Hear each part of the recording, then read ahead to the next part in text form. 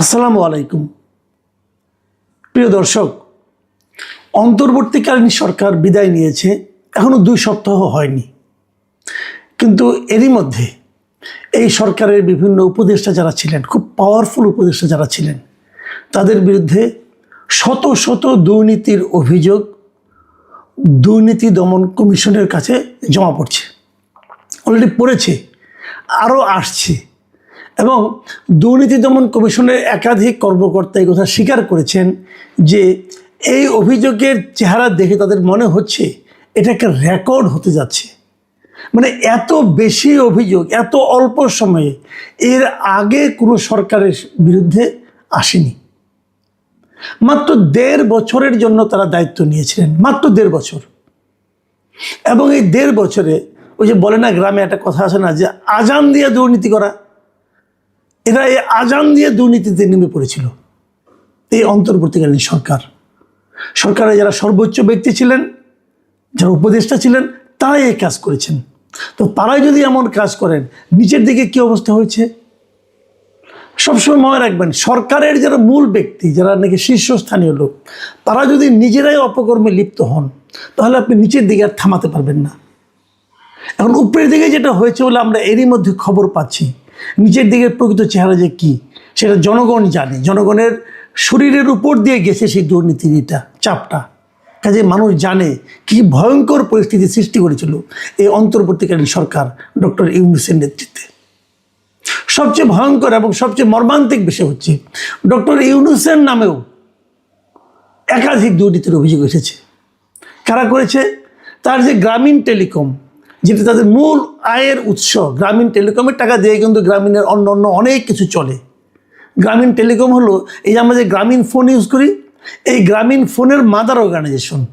মানে প্রথম সরকারের কাছ থেকে লাইসেন্সটা নিয়েছে গ্রামীণ টেলিকম, তারপর সেটা পরিচালনার জন্য তারা গ্রামীণ ফোনকে, মানে আপনার এই নরওয়ের যে টেলিনর কোম্পানি আছে তাদেরকে দায়িত্ব দেয়, তারা ওখানে করে। এবং এর যা প্রফিট হয়, সেই প্রফিটের প্রায় 30-32% প্রফিট এই গ্রামীণ টেলিকম বসে বসে পায়। মানে তাদের কোনো লোকজন নাই, লোকজন সব টেলিনরের। এবং সেই টাকাটা 9-6 করা বলেন, যা কিছু করা বলেন, এখান থেকে ওখানে নেওয়া, ওইখান থেকে আরেক কোম্পানি করা, সেই কোম্পানি করা, নিজের নামে ট্রাস্ট করা। ডক্টর ইউনূস দেখবেন মাঝে মাঝে বলেন যে আমার কোনো অর্থ নাই, ওনার কোনো টাকা পয়সা নাই, ওনার নামে কিচ্ছু নাই, ব্যাংকে কিছু নাই, কিন্তু ওনার নামে একটা ট্রাস্ট আছে।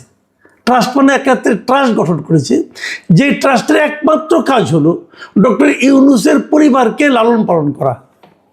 শুনেছেন কখনো এরকম? এই ট্রাস্টে টাকাটা কোত্থেকে আসে? এবং এই ট্রাস্টের কেন করা হয়েছে? যে ট্রাস্ট করলে পর তার কোনো ইনকাম ট্যাক্স দিতে হয় না। এবং এই জন্য উনি এটাকে ট্রাস্ট করে রেখেছেন। এবং ওই ট্রাস্টের একমাত্র কাজ হলো উনি, ওনার পরিবার, মানে ওনার স্ত্রী, কন্যা, এদেরকে লালন পালন করা। এই হলো ট্রাস্টের কাজ। তার মানে ওনার কিছু থাকার দরকার নেই রে ভাই, ওনার বাকি জীবন তো ট্রাস্টই চালাবে। এই হলো ডক্টর ইউনূস।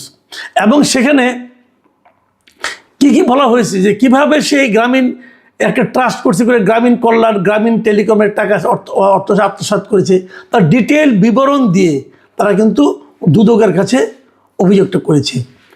এবং এর বাইরেও ডক্টর ইউনূস, মানে প্রধান উপদেষ্টা হিসেবে, উনি এই দায়িত্ব পালনকালে বিপুল পরিমাণ অর্থ বিদেশে পাচার করেছেন, এমন অভিযোগও এই দুদকের কাছে উপস্থাপন করা হয়েছে। ডক্টর আসিফ নজরুল, যিনি একসময় খুবই একজন জনপ্রিয় ব্যক্তি ছিলেন দেশে, টকশোতে কথা বলতেন, সরকারের সমালোচনা করতেন, অনেক কিছু হাসিনার সমালোচনা করেছেন, আবার উনি হাসিনার অনেক স্তুতিও করেছেন বিভিন্ন সময়।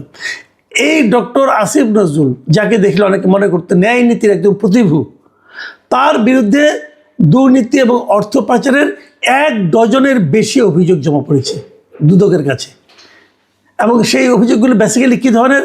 মামলা বাণিজ্য, জামিন বাণিজ্য, বিচারক পদায়ন, এই সমস্ত দুর্নীতি। মানে অমুক একজন বিখ্যাত ব্যক্তি, মনে করেন তার নামে মামলা আছে, সেই মামলা তার জেলে যেতে হবে, তো ওনার হাজার হাজার কোটি টাকা আছে, উনি হয়তো ওখান থেকে কিছু কোটি টাকা তাকে দিয়ে দিলেন, বললেন যে আমাকে জামিন পাওয়ার ব্যবস্থা করে দেন, উনি ফোন করে জামিন পাওয়ার ব্যবস্থা করে দিলেন। এই ধরনের জামিন বাণিজ্য উনি করেছেন, মামলা বাণিজ্য করেছেন। আপনি দেখেন ওনারা বলেই কিন্তু এই আনিস আলমগীরের মতো লোক, সাংবাদিক, তারা কিন্তু জামিন পায়নি। আনিস আলমগীরের কী অপরাধ ছিল? কী অপরাধ ছিল এবং ওনার যে নিম্ন আদালতে জামিন না পাওয়া এই ব্যাপারে যে ডক্টর আসিফ নজরুলের ভূমিকা ছিল এটা নিয়ে কারো কোনো সন্দেহ নাই, আমার তো অন্ততপক্ষে নাই। কেন সম্পূর্ণভাবে এইগুলি কি দুর্নীতি পর্যায়ে, এর হয়তো টাকা পয়সা পাওয়ার ব্যাপারে এখানে নাই, কিন্তু উনি যে কাজটা করেছেন এটা তো অনৈতিক কাজ করেছেন। একটা মানে ওনার আসিফ আনিস আলমগীরের বিরুদ্ধে একজন সাংবাদিক কথা বলার অপরাধে ওনার বিরুদ্ধে এই মামলাগুলো করা হয়েছে এবং সেটাকে সন্ত্রাস বিরোধী মামলা করা হয়েছে, সেটা বোঝাই যায়। আরও অনেক জায়গায় আসিফ নজরুলের বিরুদ্ধে আরও বড় একটা অভিযোগ হলো যে উনি ঢাকার গুরুত্বপূর্ণ জায়গাগুলোতে আইন মন্ত্রণালয়ে থাকার কারণে সাব রেজিস্ট্রার পদে উনি যে বদলিগুলি করেছেন, এই এক একটা বদলিতে 50 লাখ 80 লাখ 1 কোটি টাকা পর্যন্ত কিন্তু লেনদেন হয়ে থাকে এবং ওনার আমলে এইগুলি সবগুলি সাব রেজিস্ট্রার কিন্তু উনি বদলি করেছেন এবং এই বদলির মাধ্যমে উনি টাকা হাতে নিয়েছেন বলে অভিযোগ এসেছে। এটা কিন্তু অভিযোগ সব, এই অভিযোগগুলো দুদকে জমা পড়েছে। এখানে দুদকে অভিযোগ আরও জমা পড়েছে কার বিরুদ্ধে? সৈয়দা রিজওয়ানা হাসান, এই যে পরিবেশ মন্ত্রণালয়ে ছিলেন, যিনি একসময় খুব বড় বড় ডায়লগ দিয়ে বলেছিলেন যে 52 বছর রাজনীতিবিদরা কিছু করতে পারে না বলে নাকি তাদেরকে আসতে হয়েছিল। তো উনি তো বিশাল একটা প্রতিভার লোক, ওনার বিরুদ্ধে কমপক্ষে 8টা অভিযোগ জমা পড়েছে এবং ওনার ব্যাপারে তো আরও অনেক কিছু আছে। ওনার স্বামীর ব্যাপারে তো অনেক অভিযোগ আগের থেকে আমরা জানতাম যে নসরুল হামিদ বিপুর সঙ্গে তাদের কী সম্পর্ক, পারিবারিক সম্পর্ক, এবং কীভাবে ওনারা বিপুর সম্পত্তিকে রক্ষণাবেক্ষণ করেছেন, রক্ষণাবেক্ষণের দায়িত্ব নিয়েছেন, এগুলো তো আমরা মোটামুটি বিভিন্ন সময় শুনেছি। কিন্তু তার বাইরেও ওনার ব্যাপারেই 8টা অভিযোগ দুদকের কাছে জমা পড়েছে। দুদকের কাছে অভিযোগ এসেছে আপনার জ্বালানি উপদেষ্টা যিনি ছিলেন মোহাম্মদ ফাউজুল কবির খান, তার ব্যাপারেও বলা হচ্ছে তিনি নাকি সামিট গ্রুপ থেকে বিপুল পরিমাণ অর্থ নিয়েছেন। এই ধরনের অভিযোগ দুদকে জমা পড়েছে এবং বিভিন্ন বেসরকারি যে বিদ্যুৎ কোম্পানিগুলো আছে তাদের সঙ্গেও ওনার বেশ অবৈধ লেনদেন হয়েছে বলেও কিন্তু অভিযোগ রয়েছে। স্বাস্থ্য উপদেষ্টা যিনি ছিলেন নূরজাহান বেগম, এই নামে যে একজন ব্যক্তি ছিলেন এটাও তো জনগণ ভুলে গেছেন, যে উনি যে কী কাজ করেছেন কেউ জানে না। ওগুলো হলো ওনার অকর্মণ্যতার ব্যাপার। কিন্তু ওনার বিরুদ্ধে অভিযোগ হয়েছে যে বিভিন্ন হাসপাতালে কেনাকাটার অনিয়ম, তারপরে আবার টেন্ডার জালিয়াতি, এই সমস্ত নিয়ে ওনার বিরুদ্ধে অনেকগুলো অভিযোগ জমা পড়েছে। তবে সবচেয়ে বেশি অভিযোগ এসেছে কার নামে? যাকে আমরা আগে বলতাম যে উনি ছিলেন ডক্টর ইউনূস সরকারের দুর্নীতির প্রতীক ছিলেন, যিনি সেই ছাত্র উপদেষ্টা আসিফ মাহমুদ সজীব ভূঁইয়া, তার বিরুদ্ধে সবচেয়ে বেশি অভিযোগ দুদকের কাছে জমা পড়েছে। অনেক অভিযোগ এসেছে, যে অভিযোগগুলির নামে এসেছে, বেনামে এসেছে।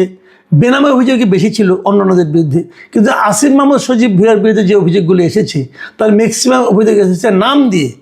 এখানে তার নাম গোপন করার আর প্রয়োজন মনে করে নাই, মানে এত অকাট্য প্রমাণ সহ অভিযোগ এগুলি এসেছে যেগুলির মধ্যে তারা নাম সহ তারা অভিযোগ করেছে। এবং এখানে প্রায় 1000 কোটি টাকার দুর্নীতির অভিযোগ এই আসিফ মাহমুদ সজীব ভূঁইয়ার বিরুদ্ধে এসেছে। ইদানিং দেখবেন উনি এনসিপির মুখপাত্র হয়ে দাঁড়িয়েছেন। আমি বুঝতে পারি না এনসিপি কেন এই রকম একটা, মানে যার বিরুদ্ধে এত অভিযোগ আর দুর্নীতির অভিযোগ, তাকে কি করে মুখপাত্র বানায়, এটা আমার কাছে বোধগম্য নয়। আমার তো মনে হয় যে এই কারণে এই ওনার বদনামের ভাগ কিন্তু শেষ পর্যন্ত এনসিপিকে নিতে হতে পারে। কেন এনসিপি এগুলি করতেছে আমি জানি না, কারণ উনি যখন দুর্নীতিবান প্রমাণ হবে, দুর্নীতিবান বলে প্রমাণিত হবেন, তখন সেই দায় কিন্তু আসলে এনসিপির ঘাড়ে পড়বে। অনেকে তো এমন কথা বলেন যে তার টাকাতেই নাকি এনসিপি চলে, হতে পারে আমি জানি না। উনি শুনলাম সামনে নাকি মেয়রের নির্বাচনও করবেন ঢাকা দক্ষিণে, সেটাও জনগণ দেখবে তাকে কীভাবে করবে, কিন্তু তার বিরুদ্ধে সবচেয়ে বেশি অভিযোগ এসেছে। প্রিয় দর্শক, আমরা জানি না এগুলি কি হবে, তবে আমরা আশা করব দুদক এই সমস্ত অভিযোগগুলো খতিয়ে দেখবে এবং দুর্নীতি সে যেই করুক, মানে ABCD, উচ্চপদস্থ, মধ্যপদস্থ না নিম্নপদস্থ না গরিব না ধনী না বিখ্যাত ব্যক্তি, রাজনৈতিক নেতায় যে হোক, সে দুর্নীতি এর বিরুদ্ধে জিহাদ ঘোষণা করতে হবে। দুর্নীতির কোনো ছাড় নাই। যিনি দুর্নীতি এই দেশটাকে শেষ করে দিয়েছে, আজকে এই দেশটার যে দুরবস্থার কথা আমরা বলি, তার মূল কারণ হলো দুর্নীতি। আমরা শেখ হাসিনা সরকার আমলে দেখেছি কীভাবে হাজার হাজার কোটি টাকা বিদেশে পাচার হয়ে গেছে, ব্যাংক লুট হয়ে গেছে। আমরা দেখেছি দুদক তখন কোনো ভূমিকা রাখে নাই। দুদককে নিয়ে মানুষ হাসাহাসি করতো, মানুষ বলতো দুদক কেবল দুর্বলের জন্য, দুদক কখনো সরকারের বিরুদ্ধে কিছু বলে না, এখনও তো তাই বলবে না। কিন্তু যে সরকার থেকে মাত্র ধরা নেমেছে, তাদের বিরুদ্ধে যে অভিযোগগুলো এসেছে, আমরা আশা করব দুদক এগুলো খুব সিরিয়াসলি নেবে এবং চুল চেরা বিশ্লেষণ করবে। যদি এগুলোর দুদক ঠিকঠাক মতো হ্যান্ডেল করতে পারে কেবল তাহলেই আমরা বলবো যে না, দুদকের পক্ষে সম্ভব। আমি বর্তমান যে বিএনপি সরকার আছে তাদেরকেও বলবো, তাদেরকে আমি বলেছি বহুবার যে আপনারা দুদকটাকে ঠিক করেন, দুর্নীতিকে থামান। দুর্নীতি হলো কি একদম ঘুণ পোকার মতো, একদম সরকারকে, দেশকে, জাতিকে ভেতর থেকে খেয়ে দেয়। এই জায়গাটা যদি থামাতে পারেন, আমরা হয়তো এই জাতি নিয়ে সামনের দিকে অগ্রসর হওয়ার স্বপ্ন দেখতে পারবো।